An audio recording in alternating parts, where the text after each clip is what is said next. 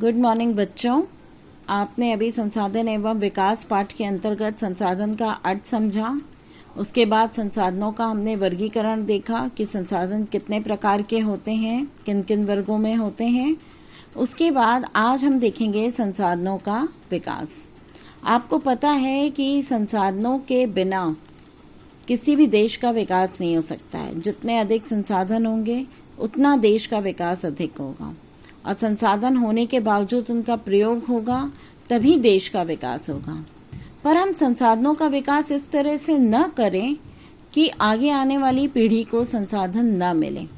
आपको पता है कि जब हम किसी चीज का प्रयोग करते हैं तो वो एक लेवल के बाद समाप्त हो जाती है। आपने विभिन्न प्रकार के संसाधन देखे पीछे, नवीकरण, अनवीकरण योग्य संसाधन। नवीकरण संसाधन तो कुछ समय बाद बनते रहते हैं, लेकिन उनको बनने में भी बहुत अधिक समय लगता है। और अनवीकरण योग्य संसाधन तो एक बार बनने के बाद जो है दूसरी पीढ़ी लग जाती है या नहीं बन पाते हैं। तो इस प्रकार जो है इसमें भी चक्रीय पुनः चक्रीय होती हैं। कुछ तो चक्रीय हैं जो चलते रहते हैं, जिनका चक्र एक लंबे अंतराल के बाद वो बनते रहते हैं, लेकिन अचक्रीय एक बार प्रयोग होने के बाद समाप्त हो जाते हैं। तो इसलिए हमें संसाधनों का प्रयोग इस तरह से करना चाहिए कि आज हमारा विकास हो और आगे आने वाली पीढ़ी के लिए भी ये संसाधन बचे रहें। हम इस तरह समझ करके प्रयोग करें।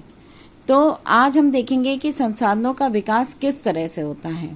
संसाधन मानव विकास के लिए बहुत महत्वपूर्ण है, पर मानव ने संसाधनों को प्रकृति की देन समझ करके इसका अंधाधुंध प्रयोग करना शुरू कर दिया है, जिससे कुछ समस्याएं पैदा हो गई हैं। हम सोचते हैं कि प्रकृति ने तो हमें भूमि दी है, हमें प्रकृति ने पानी दिया है, तो हम इसका प्रयोग करते जाएं। लेकिन आप देख रहे हैं कि आज अत्यधिक प्रयोग के कारण कितनी समस्याएं पैदा हो गई हैं। जो समस्याएं पैदा हुई हैं वो देखिए, कुछ व्यक्तियों के लालचवश संसाधनों का ह्रास हो रहा है। ह्रास का मतलब संसाधन कम होते जा रहे हैं, अंधाधुंध प्रयोग कर रहे हैं, बिना सोचे समझे प्रयोग कर रहे हैं, लालचवश प्रयोग कर रहे हैं। तो उससे क्या हो रहा है संसाधनों का ह्रास हो रहा है। इससे एक और चीज हो रही है कि संसाधन जो है वो कुछ लोगों के हाथ में आ गए हैं, जिससे समाज दो वर्गों में बंट गया है। एक संसाधन संपन्न जो कि अमीर है, और दूसरा संसाधनहीन जो कि गरीब है।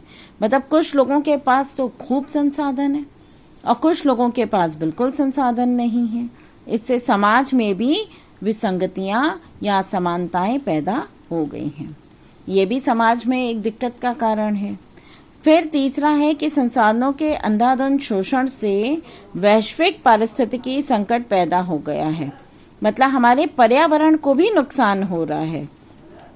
आपने देखा कि इन दिनों हम भूमंडलीय तापन, ओजोन परत के क्षरण, पर्यावरण प्रदूषण और भूमि निम्नीकरण, इन समस्याओं से जूझ रहे हैं। भूमंडलीय तापन का अर्थ है कि पृथ्वी का ताप या तापमान कितना बढ़ता जा रहा है पहले की तुलना में। ओजोन परत का क्षरण होने से क्या हो रहा है कि आसमान में जो ओजोन की एक परत है वो पतली होती जा रही है, झीनी होती जा रही है, जिससे सूर्य से आने वाली जो अल्ट्रा वायलेट किरणें हैं या पराबैंगनी किरणें हैं वो पृथ्वी पर अधिक मात्रा में पहुंच रही हैं, जिससे अनेक तरह की बीमारियां, अनेक तरह की दिक्कतें लोगों के लिए होती जा रही हैं। पर्यावरण प्रदूषण तो आप देख ही रहे हैं कि पेड़ अधिक कट रहे हैं, जल संसाधन कम हो गए हैं।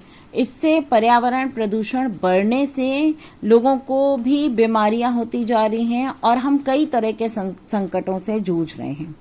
भूमि निम्नीकरण की समस्या का अर्थ है कि भूमि का हम अत्यधिक बिना सोचे समझे प्रयोग कर रहे हैं, जिससे भूमि की जो गुणवत्ता है वो कम होती जा रही है। भूमि की गुणवत्ता एक के बाद अगर हम भूमि को प्रयोग करते जाएंगे, उसको सांस लेने का वक्त नहीं देंगे, तो भूमि की गुणवत्ता क्या होगी, कम हो जाएगी, जिसे भूमि का निम्नीकरण कहते हैं। तो इन समस्याओं के समाधान के लिए ये आवश्यक है कि इन संसाधनों का समाज में न्याय संगत बंटवारा हो।